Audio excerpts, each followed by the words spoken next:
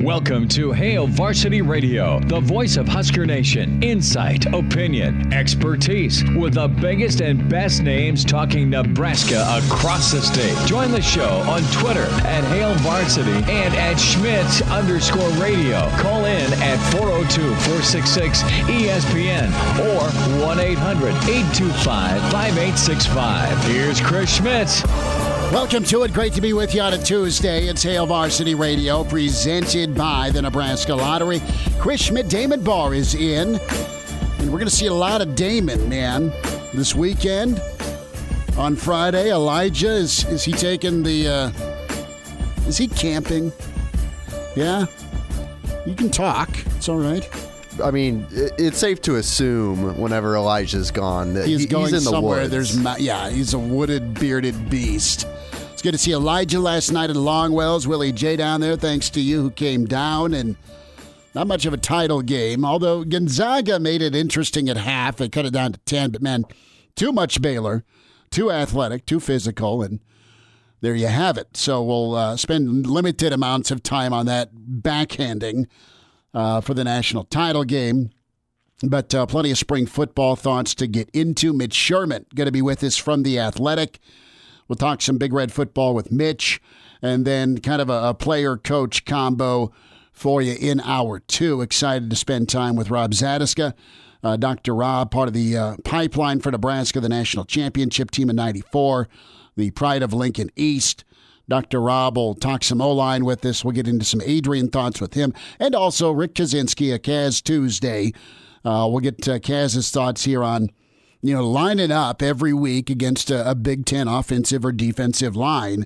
What do you need to be built like to do so? And we know Nebraska football made a big-time effort from day one of the Frost era to get bigger and stronger with Zach Duval. That has been an emphasis, and those guys have gone to work with that. So that's nice. So get some thoughts on the offensive line with Dr. Rob Zatechka. We'll get some thoughts on Adrian and where the offense can go and just what type of mentality you need, because Coach Austin wants these guys playing angry. Numbers to get in, 466-3776, 466-3776, 800-825-5865. Can email Chris at hailvarsity.com and get us a follow on Twitter if you like, at Schmidt_radio, Chris Schmidt, at Damon Barr. That's 2 R's for Damon. Can also follow ESPN Lincoln and at Hail Varsity. So let's dive into the story here. And we spent a lot of time on Adrian Martinez yesterday. We heard from Adrian. We heard from Mario Verduzco. And really, two things help trigger this offense. It's a lot of different puzzle pieces, a lot of different cogs in the machine. But I loved Mitch's story that he wrote on yesterday, and it's really pretty well titled and well explained. Quarterback makeover. And once in a while, and I don't know if you get sucked into it, but sometimes you lose the remote battle. And if you lose the remote battle, that means she gets to watch what she wants. And you can slither off to a different room, and I do that a lot. But occasionally, she wins the remote battle in the bedroom, which means that it'll either be S Creek or, the HGTV stuff. And I'm like, why are you watching that? We'll never be able to add a sunroom. Please, no sunroom. So the makeover part's interesting. And you see the finished product, and in Nebraska's case, that's going to be bowl eligibility and better standing in the Big Ten this fall for football. But part of that, man, is the construction work that goes on, or the demolition. And I haven't quite decided, how much demo is going to go on. I think you're going to keep some of the walls. I think you're going to keep some of the main structure to keep going with this house analogy. But I think you can absolutely use some paint or take out some carpet and put some new flooring in. And that flooring is going to be the offensive line in the run game. But it's going to be about Adrian. And when I look at Adrian, what does a reinvented Adrian Martinez look like? Well, first and foremost, it's going to be a guy that is playing free and playing confident. So you saw a confident, carefree guy who went and took a job as a freshman. And that launching pad moment was the spring game of 18. And what's transpired since then? Well, you had Adrian get dinged a little bit, missed some time through malicious play with Colorado, and then also a bit of a tweak with his knee. And then you saw him do some really nice things as a freshman. And then what happened after that? You had expectations, you had anticipation, you had hype. Hype's a mother. Hype can make you not walk upright. It can really kind of bog you down on the shoulders with living up to expectations. The hunter versus the hunted. You've heard Bill Moose talk about it. And you're different if you're worried about or you're dealing with that red target on your back. And that's what a lot of 2019 was. On top of the fact he got injured. And then there was last year, and this is a movie, right? For a lot of quarterbacks in college football. You're not as good as you want to be. You're probably not playing at 100%. And then you're forcing it. And I'm saying this, he is not, because he's a good teammate, but he doesn't have a lot around him. Okay? Didn't have a lot around him. And you didn't have guys getting open. You didn't have him making the best decisions all the time because he wanted to make a play, keep his job, and he really hadn't been pushed or had to compete for a gig since he beat out Jebbia that freshman year, and here's Luke McCaffrey. We don't get to watch practice. It'll be open tomorrow morning for the first 30 minutes, which will be great. But you had Adrian for the first time really since his freshman year have to go kind of go out and win a job, and then they're always, all right, each misstep or mistake, am I going to get yanked? That can mess with your head. And from a repetition standpoint, how much rep time was going to McCaffrey versus Adrian? You either, when you get squeezed with pressure to perform, you either play great or you crumble a little bit. And he crumbled a little bit. Your confidence can go south, and you got to build that back up. So the thing I would put Damon's money and my money on is that Adrian Martinez is pretty bulletproof with his mental strength.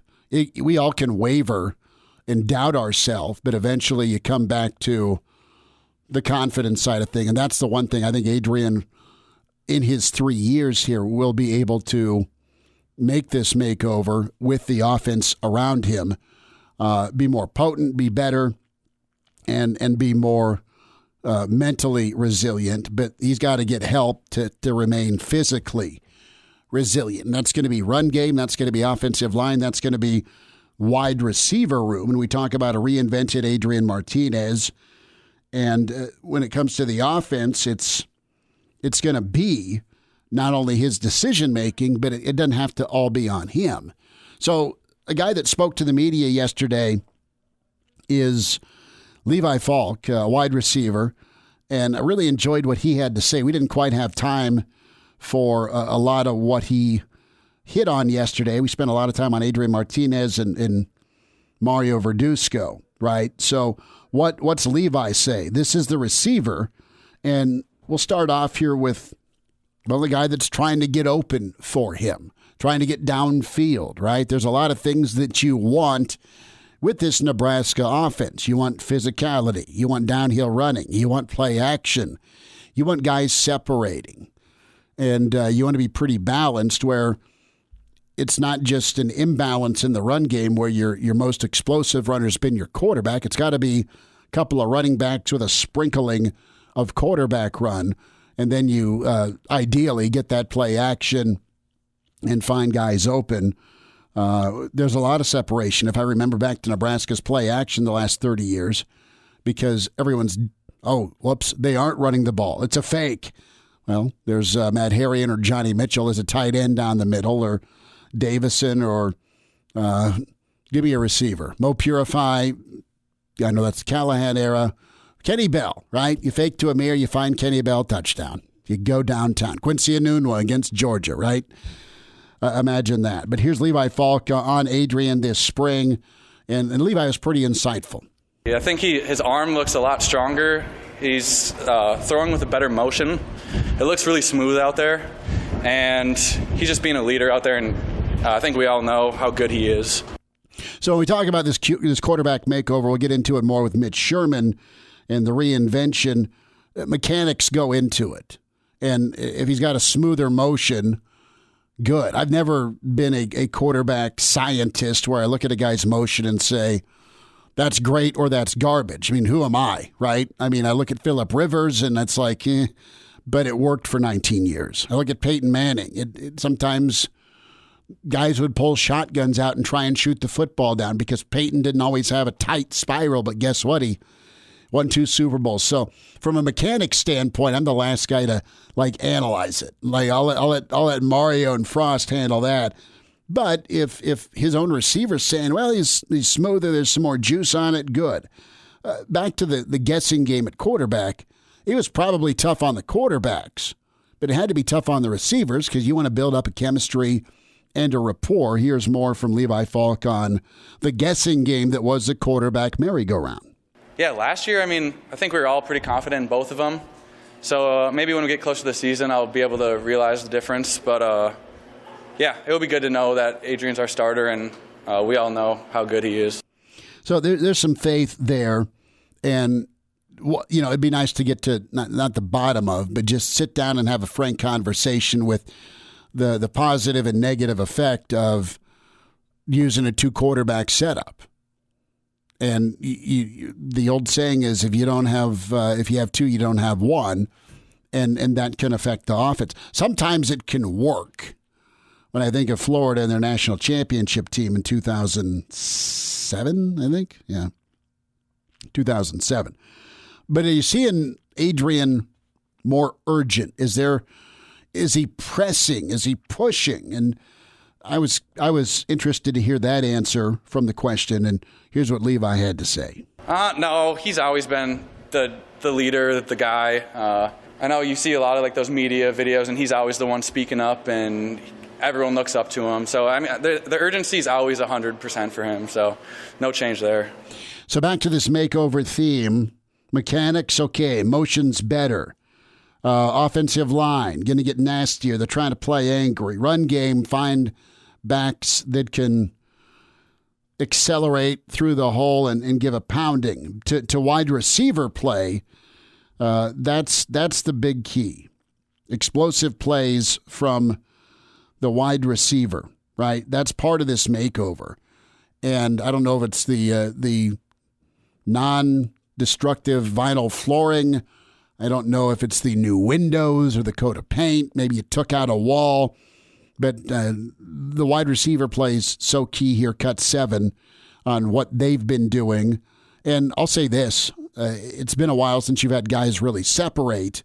And the other side of it is, if guys did get open, Adrian didn't see them in some instances, or they couldn't hit them, couldn't find them. But more from Levi Falk and part of this quarterback topic. So, yeah, that's something that we lacked last year.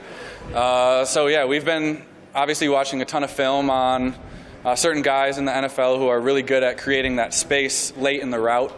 And that's what we've been emphasizing on. And we've been hitting on a lot more of those this spring. We've been hitting on a lot of deep balls, which is different than last year. We didn't really attempt that many. And now I think Adrian's trusting our wide receivers because he's got to have the trust in us that we're going to make the plays. And this spring we've been making some of those deep plays. It's so simple when we talk about trust. It is a absolute two-way street. And if you're Adrian, why aren't you throwing the ball downfield? Now, a lot of factors. A, didn't have time a lot of time. B, how healthy was his arm? C, all right, are they going to get open? Can someone go up and get a 50-50 ball for me? Can I find the guy? Is there separation? All of that went into it versus, okay, there were so many questions, you just didn't jack with it. You didn't try it that often. That's not that they didn't want to. Is this going to turn out well for Nebraska football? Couple of thoughts here from Levi Falk here when it comes to special teams and the renewed emphasis.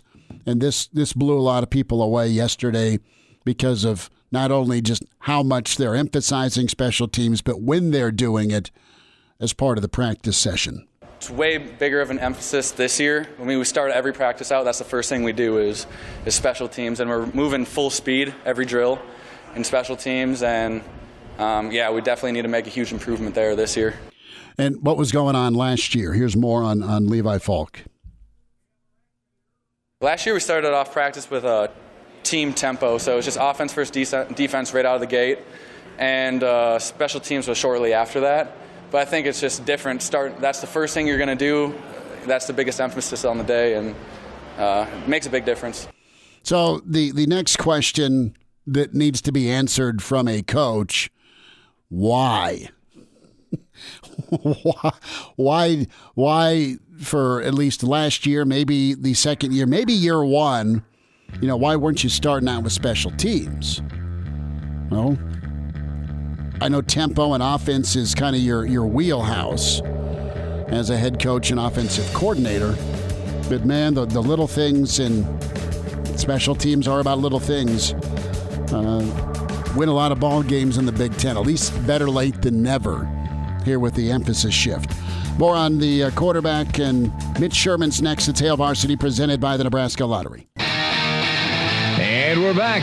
Fellas, think we could listen to the radio lesson? On Hail Varsity Radio presented by the Nebraska Lottery. Yes! That's awesome! Coming up here, hour two, Dr. Rob Zatechka. We'll talk some O-line. Rick Kazcenski next hour. We say hi to Mitch Sherman from The Athletic. At Mitch Sherman on Twitter does an awesome job covering Nebraska. And a really good story on The Athletic from Mitch, the quarterback makeover topic. At Mitch Sherman on Twitter. Mitch, really awesome read today. Thanks for your time, and a lot to digest yesterday with Adrian post-practice and also Mario Verduzco, and really enjoyed your column yesterday. And if you were to give me a couple of points, in let's say we're renovating or redoing the Adrian Martinez house, what are two things you need to see in fall from Adrian here when we talk about this makeover? Yeah, thanks, Chris, and good to talk to you, as always. Happy Tuesday. That's right, man. I would say, well, number one, the turnovers, and that was Mario Verduzco's first initial comments. I think he answered the question before it was finished being asked yesterday after practice about, essentially along those same lines, is what do you want to see from Adrian this spring? And he said, cut the frickin' turnovers and, take care of the damn ball. I think to quote him exactly. And, that means practice too. Obviously he doesn't have an opportunity to avoid turnovers when they count for another 5 months. But as Adrian said later on in the day when he did his interview, it starts with practice film. It starts with ball security drills that they do in the spring, again in the fall, and he has to work on that. Interceptions weren't as much of a problem for him last year as fumbles. He had 2 of each in the season finale against Rutgers, in which he otherwise played extremely well and led Nebraska to a win. But it was a 28-21 win that may have been 45-21 or 45-14 if not for those 4 turnovers that the quarterback played a role in. So that has to there has to be change there in that area. And then number 2, what's been talked about by Scott Frost, and then again yesterday with Martinez and Verduzco, is the importance of fine-tuning, you might even say remaking Nebraska's downfield passing game. It was not good last year. The numbers are in my story that I wrote today about balls in the air over 10 yards in distance, and Martinez completed just 18 of 38 for about 400 yards with 3 interceptions and 1 touchdown last season. So it was a limited schedule. He didn't start 2 of the 8 games, but the completion percentage and the touchdown to interception ratio is not in that category. And that's not just on him. That's on the receivers and the offensive line, the running backs, and everybody. So they all have room to grow in that area. But He is the one who throws the ball, and it needs to get better with the accuracy and decision making down the field. Decision making that's what I chalk up. There's a lot of the fumbles have been effort plays where he's trying to make something happen. He gets hit and the ball pops out, and they're just not going to risk simulating a game-type physicality in practice, but you absolutely can work on ball security drills for sure and cover up and not fumble. But, how much of the offensive struggles do you put on Adrian?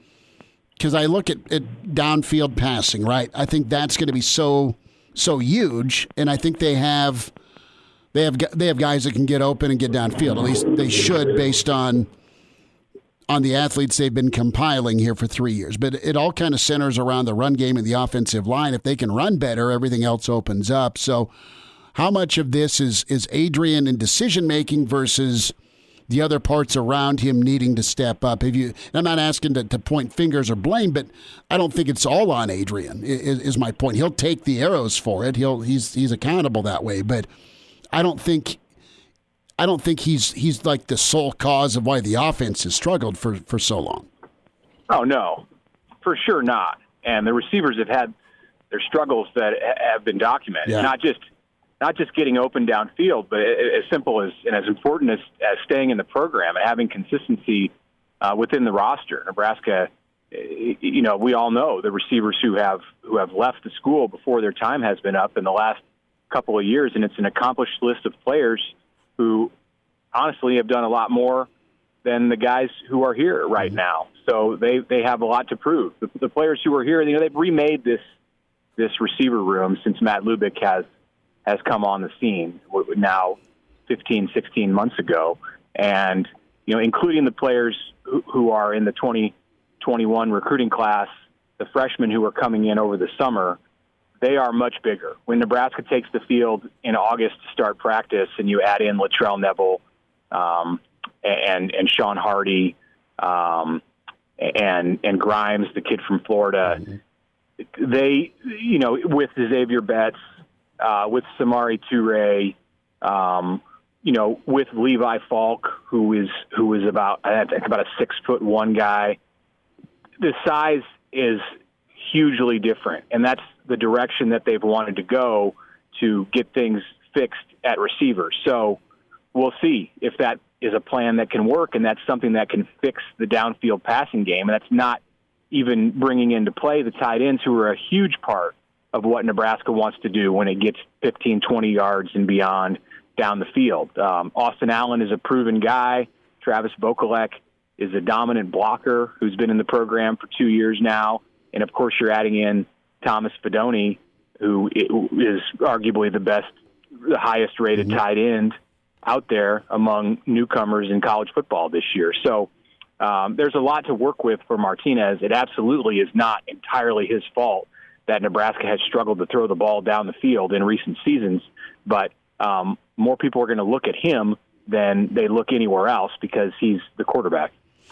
Mitch Sherman's with us from The Athletic, and can find Mitch on Twitter at Mitch Sherman. Great story here on Adrian Martinez, Nebraska, the offense, and the makeover. And, we talk about what the Big Ten is, and it's physical, it's great line of scrimmage play, it's special teams. It's 21-17, a lot of Saturdays with a lot of blood and dirt and mud, right? I mean, it's throwback. We need John Vicenda's voice somewhere in this, but that's how you're going to win a lot of ball games. Do you feel like it's more of a reality, Mitch, that Nebraska may be kind of shifting towards downhill? I think Scott Frost always wants to be physical, and I think he wants to run the football. But do you think they're matching up running backs with an offensive line that can do it? Do you think they're further or closer to being able to do that? Not only take some pressure off your quarterback and make things easier on your passing game, but also inflict will with the run game. Yeah, I mean, Divina Zigbo in Frost's first year, when the offense was at its best over these last 3 seasons, was a good downhill runner, especially you got into the second part of that season. He did what Nebraska wants to do in running the ball downhill, and that was without an offensive line that had progressed to the level that it has now, just because of recruiting and the guys that they had in the program 3 years ago, they weren't there. So this may be the first year where they've got both pieces somewhere close to a place where they want. And I mean, by that I mean the linemen and the running backs. At running back, it's just a matter of numbers right now that are in Nebraska's advantage. There's not a proven guy there among the 6 on scholarship, and you can even put 2 or 3 walk-ons in that group of players who are going to be pushing for playing time. You know, I've talked to Ryan Held this offseason and then heard him talk again yesterday, and you know, he's not giving it to anyone this spring or this summer. You know, one thing we don't know about yet, and there are some players who are held out or who are being held out, and there are guys who are dealing with injuries, and I think that goes around the field. It's not, you know, limited to the linebackers or the defensive line. I mean, I think you're going to see guys as we get into this next week of spring practice and some news comes out who are missing some time. And, you know, if that injury bug has hit the running back position, it's going to be a little bit more clear to whom Nebraska is going to look. You know, some of that, we may see a little of that tomorrow. There's an open period of practice in the morning when Nebraska gets on the field, and I'm interested probably first, before I look at anything else, I'm going to look and see who's carrying the ball at the running back spot when they get that first-team offense out there. It's not like we get to watch a scrimmage, so it's not all telling, the observations that we can make as media in those 30 minutes or so with the team on the practice field. But you can generally get a sense, even if it's just how they're going through drills and taking handoffs, what the pecking order is, at least now 5 practices into the spring, and that sets the tone for the rest of the offseason and going into the fall. So, you know, ask me again next week what I think about the ability of Nebraska to run downhill, and I'll probably have a better answer for you than I do today. Well, that's true, and we'll see who's actually physically on the field to carry the ball, right? I mean, that's a great point, and you and I are kind of on the same wavelength with, you know, is there some injury news looming, and will it be verified tomorrow with who's in pads and who's not? Mitch, about a minute here. Just a quick take from you on Adrian's demeanor. He's always great with the media, but and he's always been a serious guy as well. But how do you think his 3 years have treated him in Lincoln here? Does he seem, I don't want to say chippy, but he seems pretty focused. That's the word I'd use, is focused. But do you think he's do you think he's bothered by how things have gone? Yeah, I think he's bothered by the fact that they, you know, have averaged 4 wins a season over his first 3 years. That's not how he envisioned it. Obviously, that's not how Frost and Verduzco envisioned it when they talked to him back in December of 17. You know, that was a whirlwind thing, and, you know, we all remember that and how he was the cornerstone prospect and the guy who was going to lead Nebraska through the first chapter of the Scott chapters, plural, of the Scott Frost era. And, you know, there's still time for him to do that. There's still time for him to write a new one and write a closing chapter. He could have 2 years left in this program. We will see. You know, he said he's taking it 1 year at a time, and there's no reason to look down the road because of all the crazy stuff that's happened over the last 3 years. And that's, you know, that's a mature approach. You know, I think there's a lot of, you know, 40-year-olds who wouldn't be able to have that attitude. And I think Adrian means that when he says that. And that's always been the thing with him. When he was 17 years old and he was looking at schools and he started to get interested in Nebraska, his maturity jumped off the page.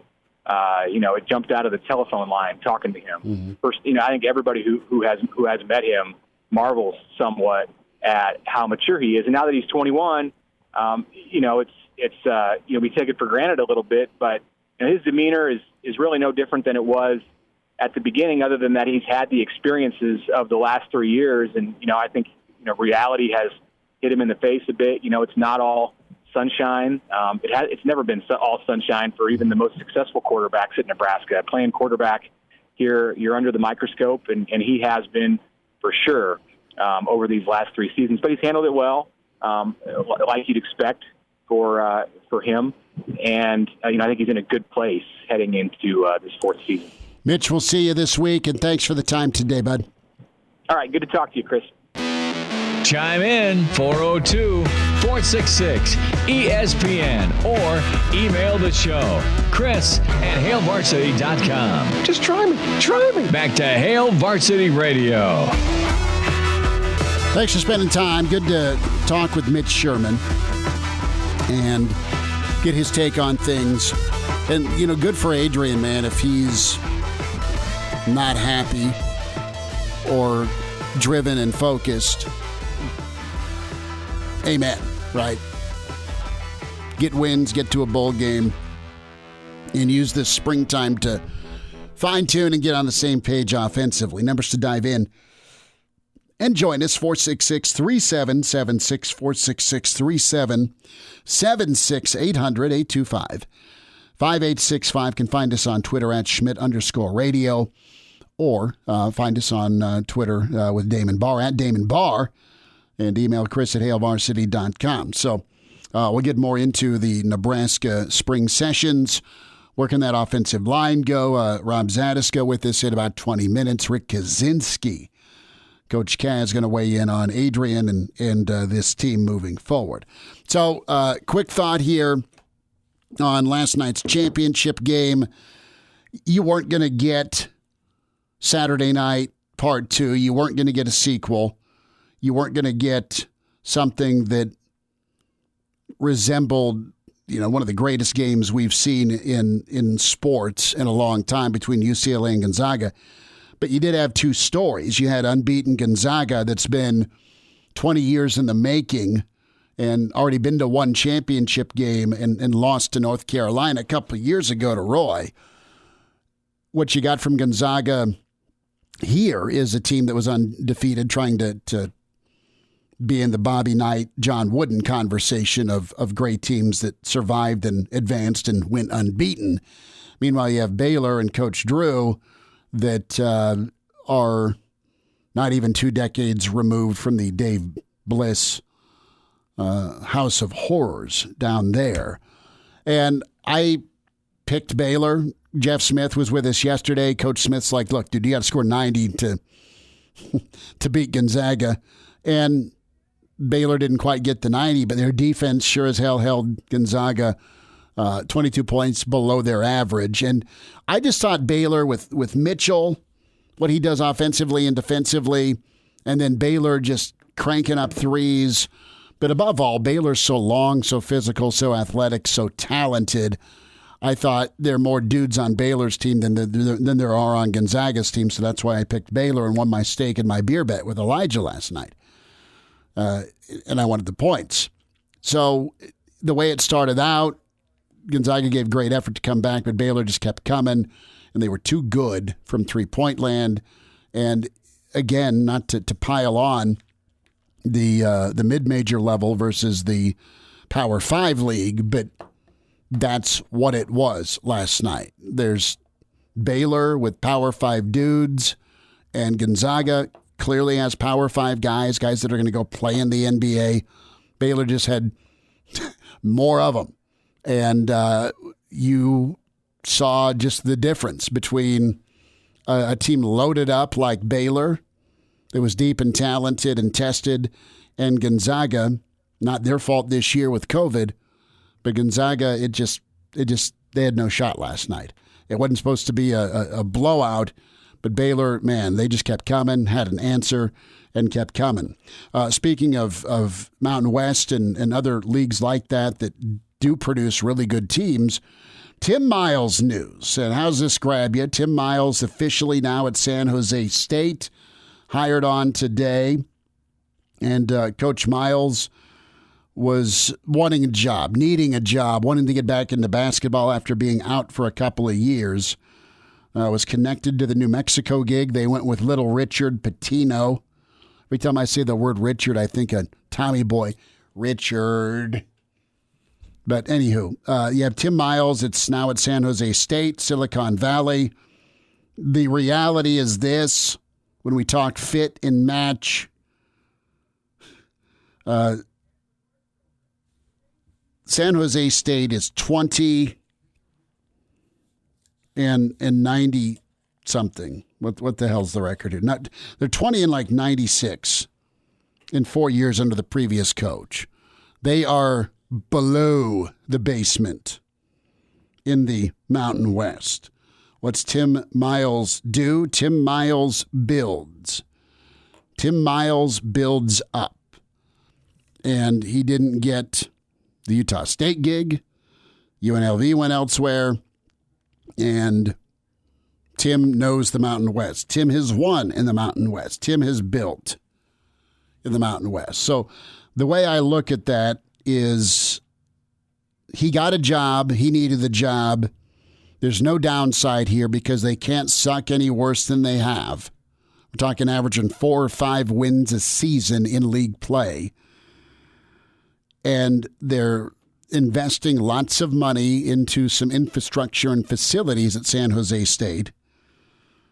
Salary's not great, but Tim's set there. So the only way to go is up, and Tim's okay with that.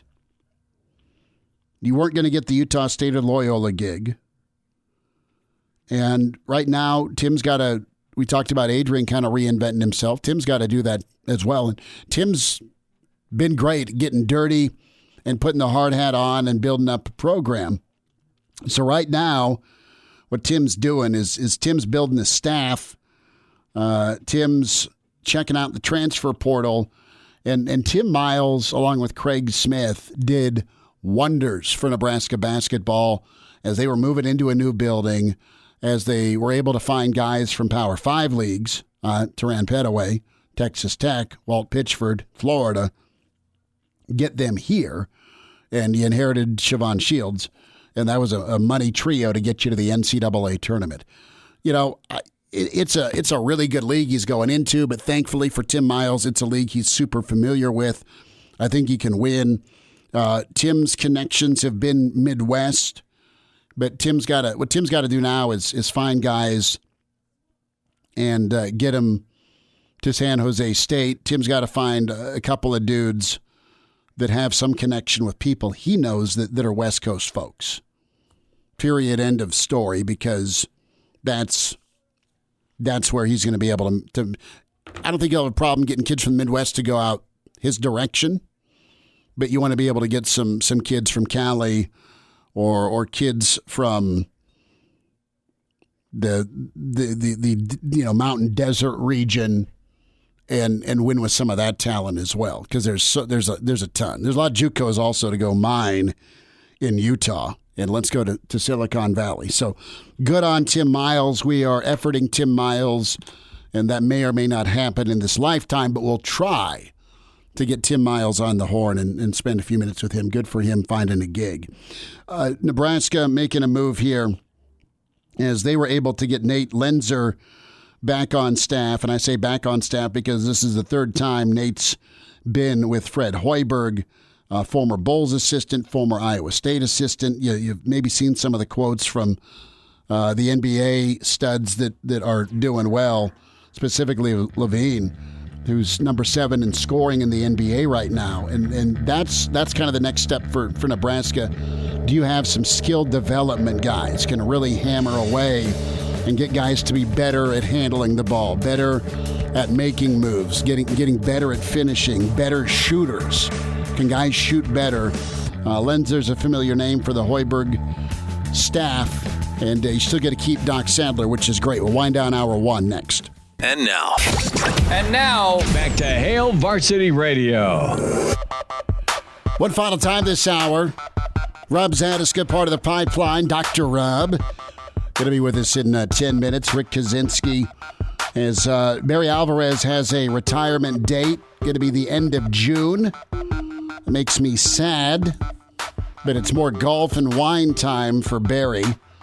You're a big Barry guy, aren't you?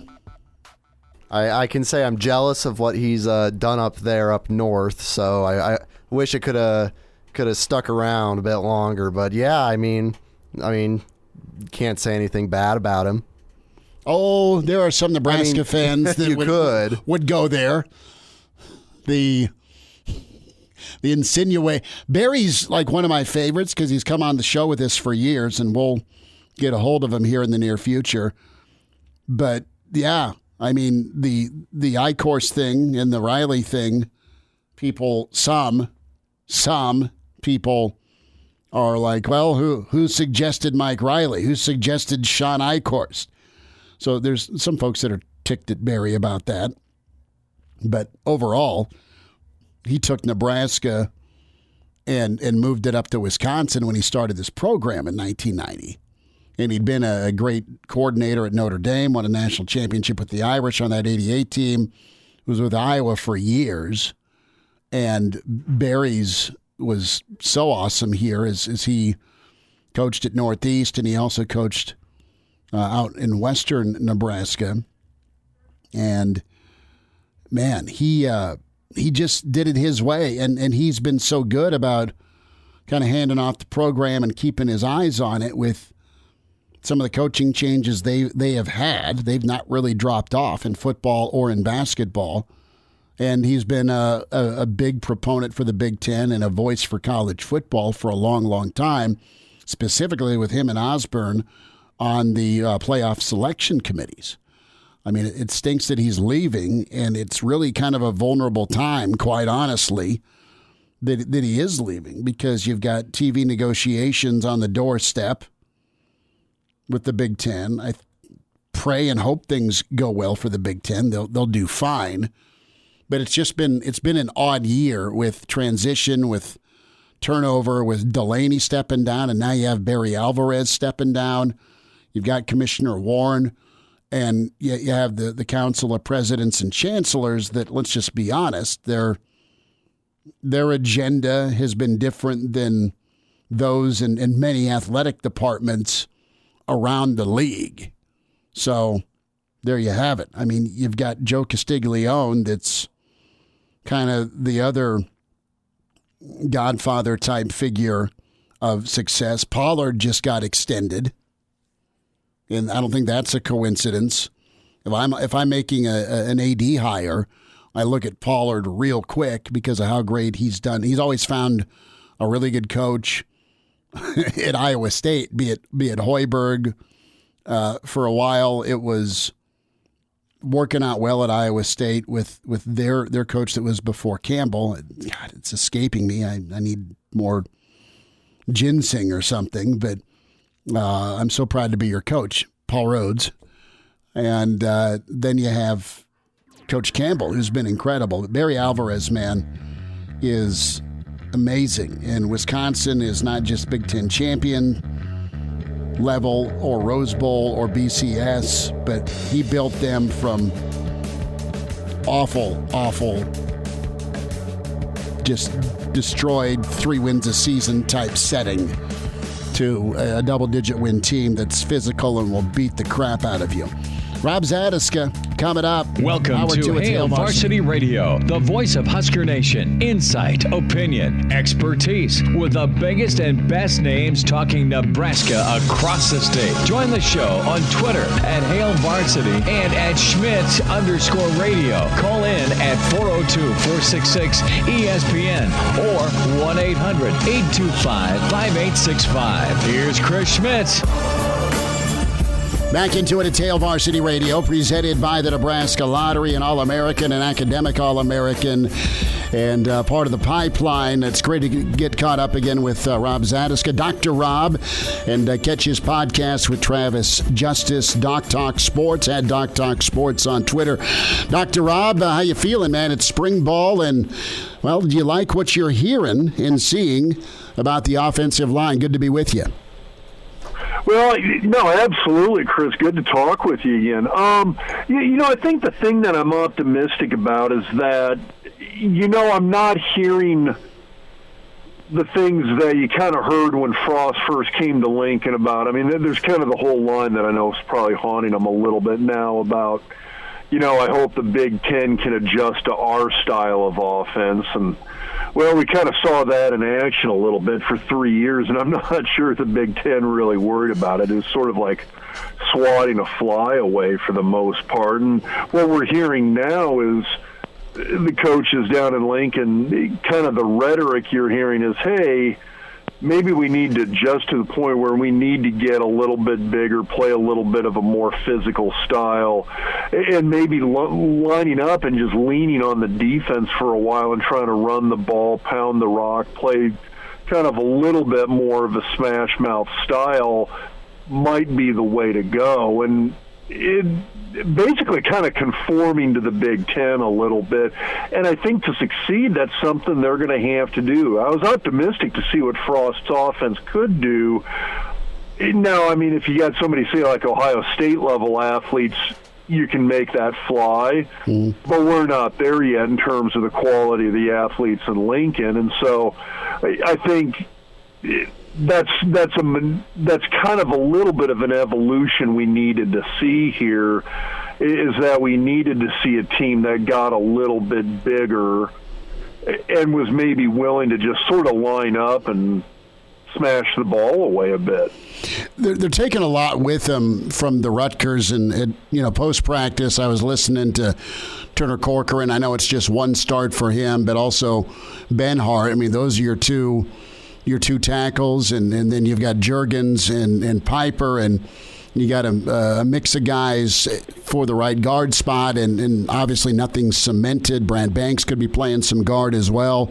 They'll also look at him at tackle, and then Hickson, I think, will be super key, whether he wins a starting spot on the guard opposite Juergens on that right side, or if he's kind of your swing guy that can play as a backup center. God forbid you lose someone to injury, but be a guy that can play all three spots. That'll be important. But I'm interested here, and you're right about conforming. It's okay to dial back and be physical. When you look at some of these young guys on the offensive line, I'm not asking you to get your crystal ball out here, Dr. Rob, but do you like what you see, at least from your spot, that tackle? Do you like where things can go with this offense from a physicality standpoint, and then also helping out with the pass game, pass protection? For the most part, I do. I mean, Ethan Piper's a guy that I think overall can really develop into a really good football player just because he plays a very physical style. He's a big kid with a lot of natural strength, and guys like that tend to, you maximize what you got, and I think he's in a situation to be able to do that. The one downside going into this is the fact that you've lost a couple of fifth-year seniors off of that line with Hymas and Farniok. I can't say I was a huge fan of them in terms of the fact that I looked at them and it was one of these guys are the next great historical offensive lineman for Nebraska. But it's guys that had a ton of experience, and you have lost that. So I look at this, I've got some excitement for these young guys, but at the same time it's tempered by the fact that, boy, you know what, Corcoran's going to be, I mean, he's got the one start. I'd have to go back and look how much actual playing time, but I think he still retains that year of eligibility. He does, yeah. So he's essentially still just a redshirt freshman this year. Ben Hart's going to be a redshirt sophomore. You've got some young guys here, and that does count against you a little bit. I mean, it takes a little bit in terms of being able to not necessarily learn the offense, but just be able to kind of become a more seasoned player, a little bit more strength. Both of those guys are big, tall guys.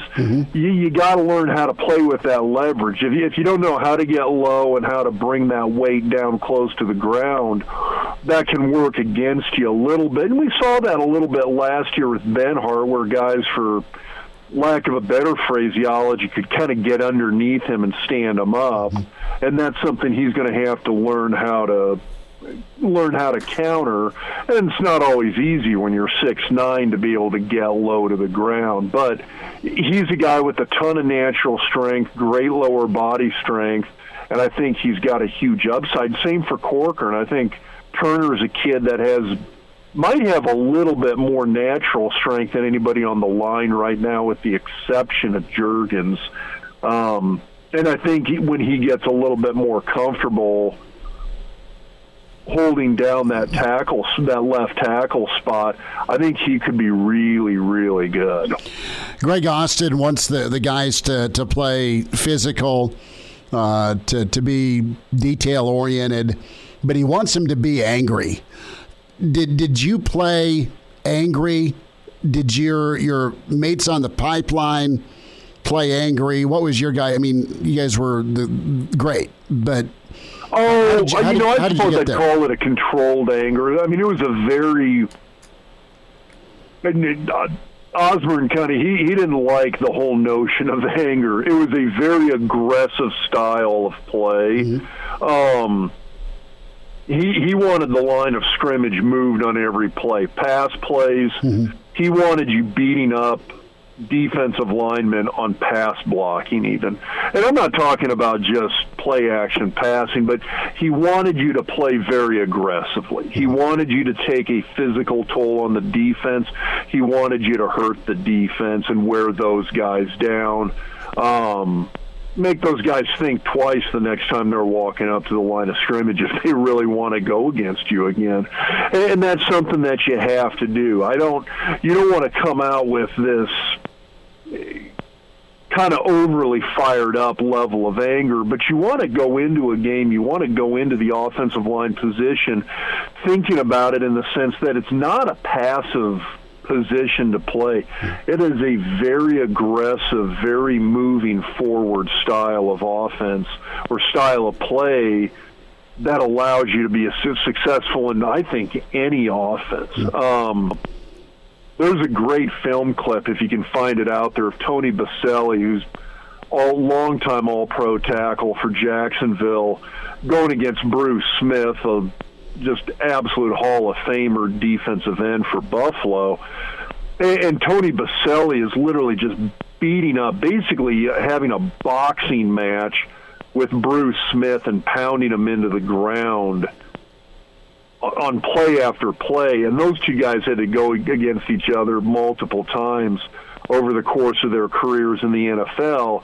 And every time they did, Baselli treated it like a boxing match and would just go to war with them. It was a very aggressive style. And that's what these guys have to have, is that aggressive style. You've got to go into a game not just thinking that you're going to execute the play, mm-hmm. but you've got to win that line of scrimmage. You've got to be able to move a guy back and push a guy back off of the line of scrimmage. And if these guys aren't thinking that way, then there's a problem. Rob Zatechka is with us, Hail Varsity Radio, Husker All-American, part of the Pipeline, academic All-American. Dr. Rob with us here. His program with Travis Justice, a great podcast to check out at Doc Talk Sports. And we're talking some spring football. When we talk about the offense, the feel is, or the idea is to be more physical, like you're talking about, get a run game going, find a couple of backs to pair with an offensive line, and then hammer some teams with play action. And Coach McBride always talked about this on the other side of it, where you may not throw more than 12 to 15 times a game during the Air Aussie era, but, man, your play action was so lethal because defenses had to stop and respect your run. Do you see this offense being able to make some hay with play action moving forward? I mean, to me, that kind of screams Big Ten, where you run it, and then you get hammered by a tight end up the seam.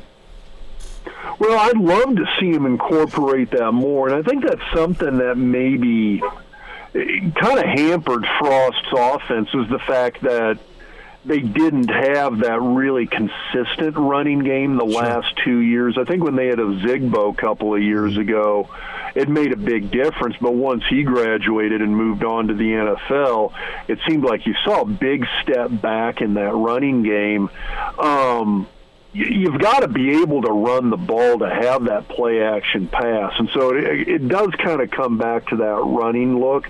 If the defense doesn't respect your running game, they're not going to respect the play-action pass either. So it definitely goes hand in hand. And I think that's something that's hurt Nebraska's offense, is that they knew Nebraska was it was a little one-sided the last 2 years. They didn't have a deep passing threat. Stanley Morgan was gone, and they didn't have an adequate replacement.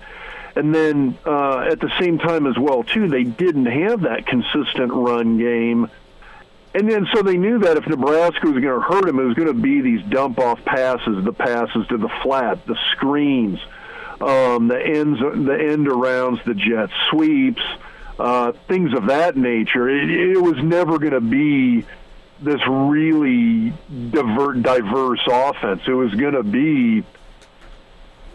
be one-sided with, like I said, kind of this middle of the road look, and that's just not something you can win with, where it's all 5-10 yard passes, things like that. If you're trying to go with that in this style of offense or in this league, it's just not something you're going to have a lot of success with long term. I mean, you got to establish the run. You got to get that deep ball down there as well, too. And if you can do that, it's going to open all sorts of doors for you, including that play action pass. Rob, will wrap up here. Rob Zatechka with us, Hail Varsity Radio.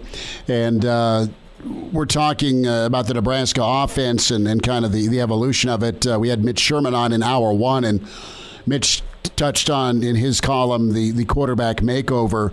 Turnovers, a pretty big point of emphasis yesterday by Adrian himself, by Frost earlier, and of course Mario Verduzco.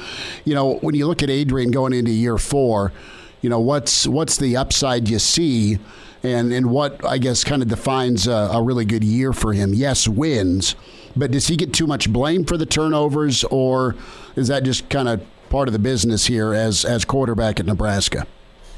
I think it's a little bit kind of just a function of where the offense is at right now. You've got a lot of limitations. Again, it goes back to we haven't had the sound, strong, consistent running game. You haven't had a deep threat. And so a lot of the pressure comes back onto the quarterback with the run game. When you think about your big threat at running the ball, it's been McCaffrey and Martinez. Mm-hmm. That's been your major running threats. And when that's the case, one, it's a bad thing to begin with. You want your running back to be your primary run threat. But it's also a setup for all the turnovers, because when your quarterback's carrying the ball play in and play out and or throwing it, I mean, the guy, every single play is going through him, whether he's carrying it or throwing it. Those turnover numbers are going to get pretty high for the guy when that's the situation. That's true, and didn't get help in some instances. They're trying to get better production and more explosive with the wide receiver room, and they're trying to find a running back or 2 or 3 to lean on here. And you know, that's what I'd like to see here moving forward too.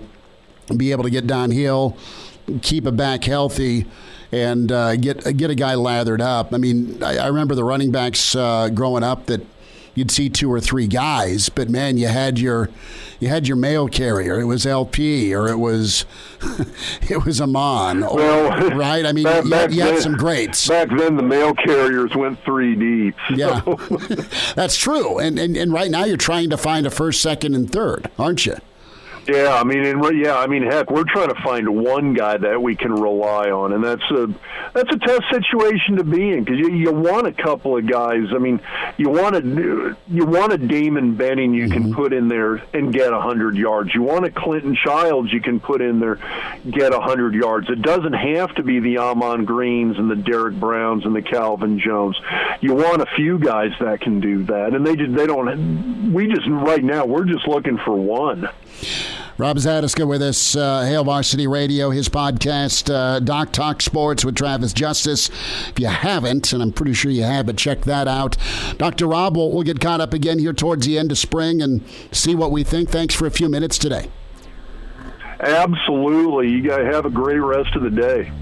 Good stuff from Rob Zatechka, the Pride of East, part of the Pipeline and national champion in 1994. Some good O-line talk there, what he thought of Benhart and Corcoran. We'll shift gears and What's Adrian seeing week in, week out on the defensive lines he's going against? What do you need on the offensive line? Rob Zatechka kind of touched on that. Rick Kazcenski, former Nebraska assistant, with us next on Hail Varsity. And now, back to Hail Varsity Radio. Back into it at Hail Varsity Radio, presented by the Nebraska Lottery. Let's talk some football with Coach Rick Kazcenski at Nebraska and at Iowa. Coach, how many sunflower seeds you been through here with all this baseball you're doing? I tell you what, Schmidt. Well, first of all, thanks for having me on again. South Carolina, fortunate to have some great weather. So we got 17 games under our belt here with travel ball, and feels like about 50 practices. So we're getting a lot of ball in outside, so can't complain. Got a balmy 87 here today, sun shining. So I just can't beat it. Can't complain, brother. Did you rip it up on the diamond? We'll get to spring ball in a second. I know you could hoop. I know you could block. I know you could tackle. But how were you in the batter's box? Well, Schmidt, since there's no videotape of me from back then, I can expand on my own legend. I was pretty good. I think I was pretty good. It's growing up. I mean, you didn't have a choice. You played basketball, football, and baseball. So playing 3 sports a year. I was fortunate in our neighborhood, had a bunch of kids. It was an old-time neighborhood right out of the movies. You had the church, the school, the boys club, and the park, all within about a block's walk of everybody. And I had my older brother and all his friends beat on me but let me play. And then I had 5 cousins that lived right behind us. Wasn't hard putting teams together. So I was fortunate, got to play with some older kids when I was really young that I think probably helped me when I was playing youth. And all due respect, it's Western Pennsylvania baseball. It's not like these travel teams and things like that. We had teams that were sponsored by Teamsters and ethnic clubs. Everybody had the same uniform. You just had a different color hat, and you ironed on the patch of whether it was the Teamsters or UE Local 506 or whoever was your sponsor. Yeah, that's what you did. But other than that, man, it's definitely changed. But it was a lot cheaper to play baseball back when I was growing up. That's for sure. But I think I was okay until people started throwing curveballs at me when I was 15, and then I became really, really, really average. Thank God there's no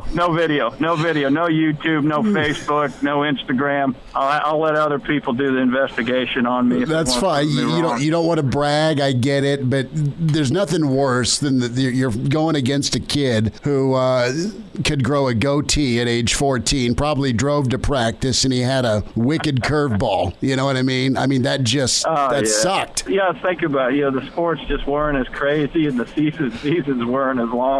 My son got done with tournaments in November, and they were already in hoops overlapping, and then same thing, hoops overlapped into baseball again. They started baseball workouts back in January and practicing full go at the end of February.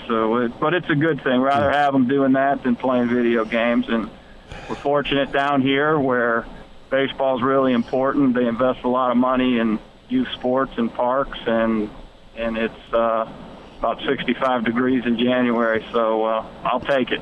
You can get it done. That's awesome. Rick Kazcenski's with us, Hail Varsity Radio. We had to talk a little youth baseball. That gets going for my family this weekend, and happy to hear your little guys doing well with it. So, in your perspective, in the Big Ten, as long as you were, what's the average offensive line going to face week in, week out with a Big Ten schedule? What are the defensive lines like in the Big Ten? I can talk about it. You lived it. You coached it. And I ask that just because, there's some experience on the Nebraska offensive line. They're going to be, Nebraska fans hope another year better. But in all honesty, you've got 4 out of 5 spots potentially returning if guys do their job this spring and into the fall. But the grind and what's required on the offensive line to be the difference if your team wants to run the football and keep your quarterback safe. Well, a big part of it is staying healthy, which ties into what you're doing in the off season and what each player is doing individually, away from the complex, and also having a little bit of luck. But all the teams that I've ever been around and had to face as a coach, and the teams that I played on, the best teams were guys that were experienced, surrounded by guys that played together for a long time. Feeding off my experience, you look at Iowa in 2007, you had Claiborne was a redshirt freshman, Ballard was a true freshman, Mike Daniels was a redshirt freshman. You had a bunch of guys, Carl Klug, redshirt freshman. So you had a lot of the same guys playing next to each other for a long period of time. And then what happens is, through fundamentals, you're doing the same things over and over and over. Those guys are able to coach themselves. And then they're able to coach the younger guys when they come in, but not just coach the fundamentals and the technique, what it takes to be a successful O and D lineman at a Power 5 level, but also coaching them how to be off the field, how to manage their life. Don't make the mistakes that I did. Don't do this as a freshman. Don't think that you're not going to be ready to play. Don't think that, hey, this window isn't going to shut on you quicker than you think, man. So you got those guys talking about life experience. You got those guys talking to those guys about, hey, listen, there's a difference between being hurt and injured. You can't miss practice. You have to play. You got to do whatever you got to do. You got to take care of yourself. I tell you, like I remember Pat Angler talking about Iowa. It was, he enjoyed himself at Iowa his freshman, sophomore year, but he didn't enjoy himself quite as much downtown Iowa City as he did Saturdays in Kinnick Stadium and all these Big Ten stadiums across the Midwest. So, just kind of that leaning on that experience and helping those guys set the standard and showing the young guys the formula it takes to be successful. So absolutely, when you got 4 guys, 5 guys, you got that consistency. You got guys that can just kind of give each other a look, the communication part of it, and they know exactly what the other guy's doing. It's absolutely critical, and you get confidence on that. I was fortunate, Schmidt, when I played, I was surrounded by great players that made me look better. When I got in there and I got moved positions, I had no idea what the hell I was doing, but I was surrounded by good players that helped me and that knew what the hell they were doing. So they were in a position to help me and bring me along. So, when you have that type of experience, you're setting yourself up for success, that's for sure. You hit on a key word, and that is confidence, and Nebraska's been working on that this spring. There's been a lot of fundamental drilling, which is typical in spring. There's the detail-oriented. The special teams is now what they start with when practice starts. That's been relayed to us from players. So there's been a shift, and there's. Hey, Schmitty, not to go ahead. Interject something? Please, yes. Every school across the country that I've ever seen, just so you. I don't know if that's not a novelty. I could promise you that. It's new. Nebraska didn't start with special teams. It's new with this staff, but it's definitely not a novelty. I don't, No, I got you. That's par for the course at every program I've ever visited or been a part of. That's for sure. No, that's fine, and I'm not like throwing and heaping praise. I'm just saying it's different. Okay, that's been communicated. So they're emphasizing special teams, which needs to happen. It's cost the squad some games, but also confidence, and you got to kind of go do it, and that's kind of the next step for Nebraska. As you watch Adrian Martinez, man, you see a guy that can make a lot of plays. You've seen a guy that can try and do too much at some points as well, and you've seen a guy that's not played when he's been 100% healthy here. What can a fourth year, high level fourth year, look like for him? You've seen a lot of quarterbacks in the league. Well, I think when you look at Adrian, one, you can't put a price tag on the experience. You can't replicate experience. You can't replicate game day, the high pressure situations. So what Adrian knows what works, what doesn't work. I guarantee he's a motivated guy. From I don't talk to many people up there anymore, but the people I talk to, sounds like a great kid. never had anything off the field, what you want. Seems like a leader, seems like a guy rally. It's more than just the quarterback. I can promise you that, and that's including coaches, and that's including the skill players also. He needs some help, and that includes the running game. There's rarely great offense, great passing offense that doesn't have the threat of a run. You can nickel and dime people in that old, whatever, run and shoot West Coast, all those type of things, but you got to run the ball. And if you want to go deep, just look at the Wisconsins, look at the Iowas, look at the Ohio States. It's 2-3 man routes off of play action because you have to commit to stop the run. And that's what Nebraska, to get your passing game going, you have to be able to run the football, especially in the Big Ten. It's hard throwing the football in late October and November. It's hard throwing a cold football. It's hard catching a football. And so you got to be able to pound and grind, and you got to keep people off balance. And I think a big part of Adrian, I think he's taken way more hits from the outside than I think the kid deserves. And I think another thing he'll benefit. There's no Luke McCaffrey anymore, and them trying to find snaps to appease this guy, because that's how I view it. So Adrian's the guy. He knows he's the guy. It's his show. He doesn't have to give up reps. He doesn't have to fall out of rhythm to get this guy this series or that series, and that's hard. I don't care what sport you play. I mean, look at a running back. If you're not feeding a running back a ball consistently, he's never going to get in a rhythm. He's never going to see if that backside backer is overplaying this play or how defenses play certain plays. So it's all about rhythm. So I think Adrian is really, I think the things are falling in line for that kid to have a real successful year. Now he's got to get some help, and turnovers aren't just on the quarterback. I promise you that.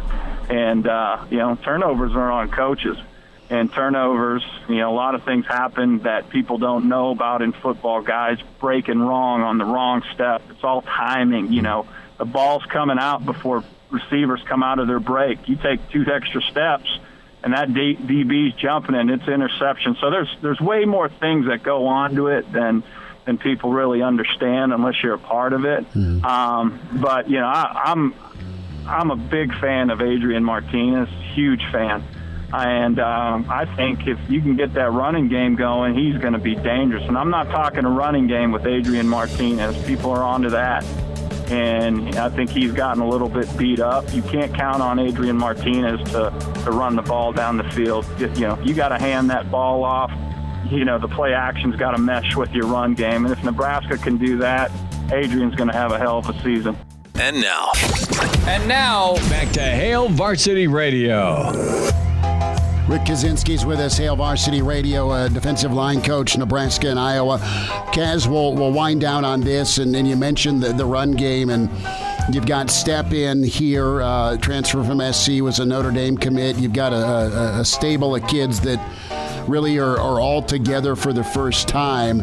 And what is the relationship like at its peak from your experience when you see an O-line and a really good back or a couple of backs?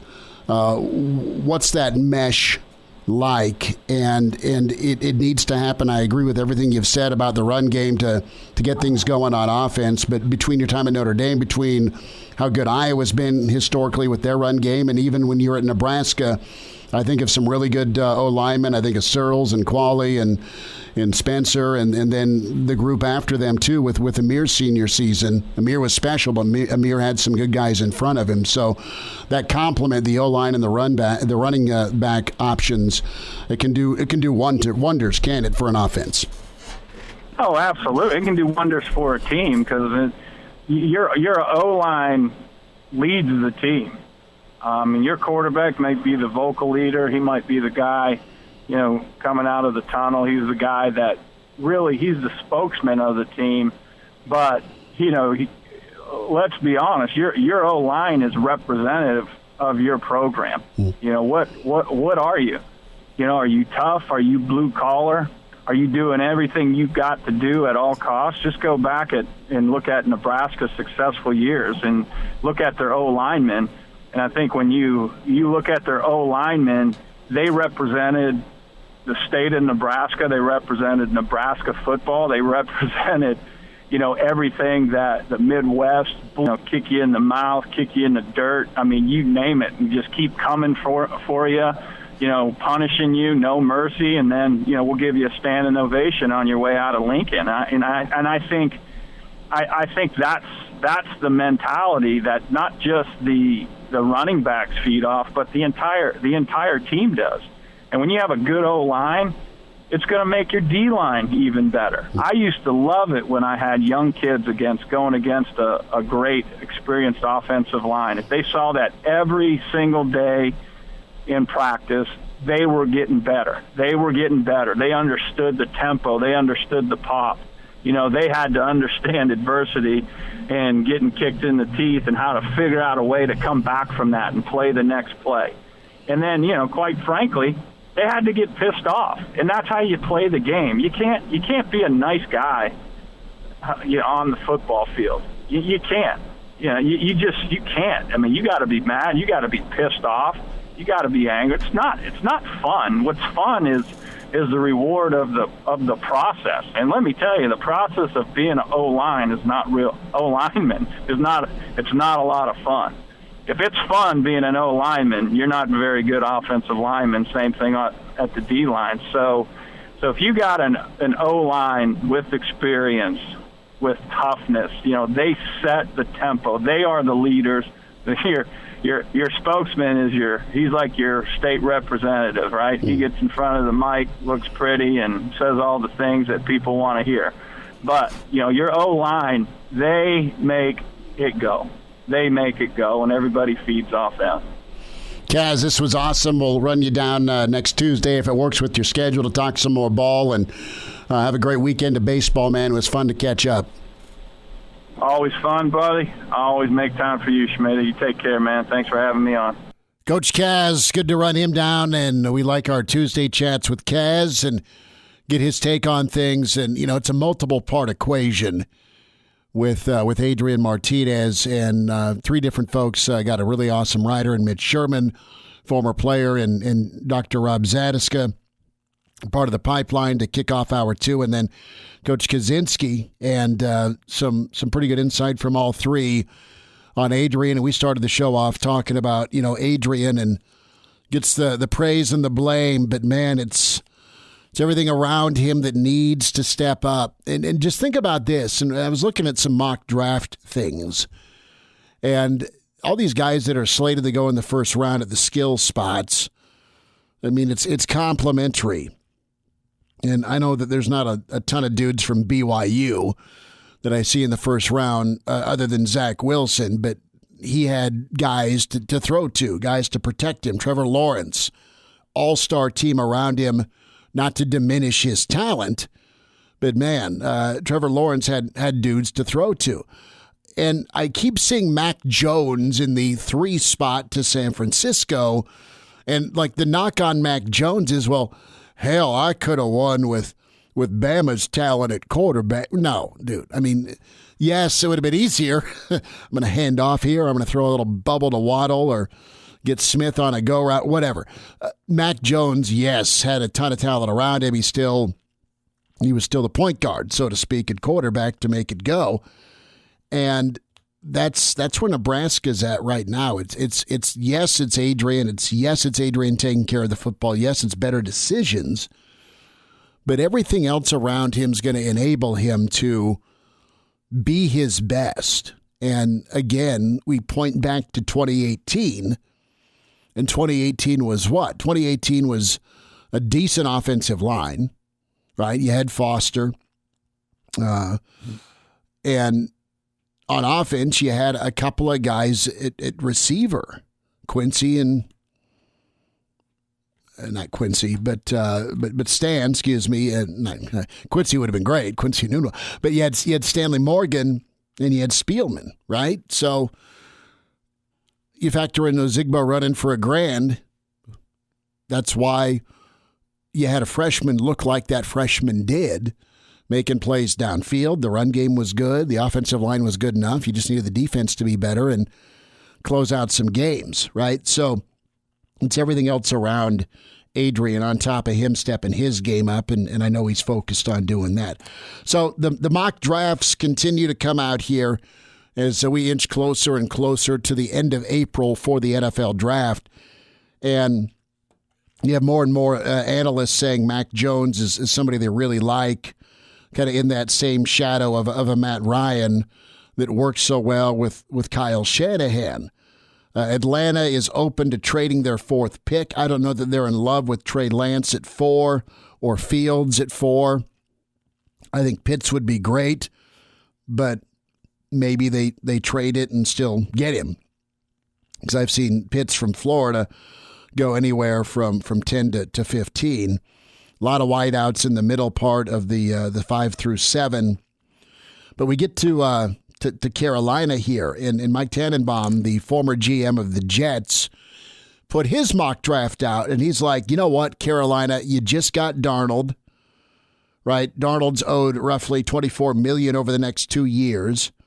If you draft Fields, you still have a rookie contract to deal with, so you have 2 young, cost-effective quarterbacks, and make a decision to move one of them down the road. And you still have an opportunity to get something for Teddy Bridgewater. I think Teddy's guaranteed 10 of his $17 million. So that's where I'm at. Now, Tannenbaum's like, well, if you remove the film from Indiana, Northwestern, and Alabama, Fields would be the number 2 pick. Well, those are some pretty big games, right? Some pretty big games against Northwestern and Alabama and in Indiana. You went 2-1 against who you went 2-1 against. So, I don't know. I think you go skill spot and you see what you can ride with Darnold. Miss us? Come here, brother. Give me a hug. Bring it in for the real thing. We're on call for you. Catch the podcast at HailVarsity.com, the ESPN Lincoln app, or download them on iTunes. Saddle up, partner. Back to Hail Varsity Radio. One final time on a Tuesday. It's Hail Varsity presented by the Nebraska Lottery. Chris Schmidt, Damon, Barr. Thanks for spending time with us today. Mitch Sherman was with us. Dr. Rob Zatechka, part of the pipeline. And Coach Rick Kazcenski. If you missed part of it, all good. Just get the podcast, get to iTunes, Spotify, or Google Play. Give us a rating. Tell us what you think. And the on-demand section, also ESPNLincoln.com. Rick Pizzo tomorrow. Mike Babcock tomorrow. We'll get some Masters thoughts from Mike Schuhart. So all set to come on a Wednesday. So I want to remind you here about buckling up. We talk about it every day, it feels like, but it's so important to get that seatbelt on. And when you do buckle up, it saves lives. That is for certain. So when it comes to that, we look at numbers, right? 70% of people in fatal crashes in Nebraska aren't buckled up. If used properly, seatbelts can reduce the risk of fatal injury by up to 60%. Your best defense in any crash, buckling up, brought to you by the Nebraska Department of Highway Safety Office. Damon, Barr, it is time to talk about what's for dinner. Are you and the lovely girlfriend, are you doing takeout? Is it hamburger helper night? What do we got rolling? The lovely girlfriend is feeling a bit under the weather today, so looks like a chicken noodle and homemade. From a can, if you can say it's homemade. I made it in the microwave. That is a no, but your heart is in the right place. I can't just clown you for going, yeah, it's in a can. No, my mother always makes the best homemade chicken noodle soup. And then she puts it on mashed potatoes, and I grow another roll. It is what it is, but it's fantastic. So, yeah, I don't know what to tell you. If she's needing a little pep because of how she's feeling, you might go with some hot and sour soup, or would that make things worse? I feel like that could add to the situation. I feel like that might create a bit of a problem going forward. So we'll stick with the chicken noodle. We'll keep it light tonight. Yeah, I get you. So no to the hot and sour, but that means more box wine for you tonight. Yeah, I'm gonna hog it all. Yeah. Okay. So what's your take here? You're kind of a quarterback connoisseur. Are you out on Dwight Schrute Jr., Sam Darnold? Have you not decided? I'm like really intrigued by this because I don't think he's awful. I want to see him on a team like that's his not. talent. I want to see him not with the Jets. So right. I would love to see what he does this year coming out of the gate. I don't know if he's the future in Carolina, but I think he's got a chance to. He's got to feel like he just got paroled.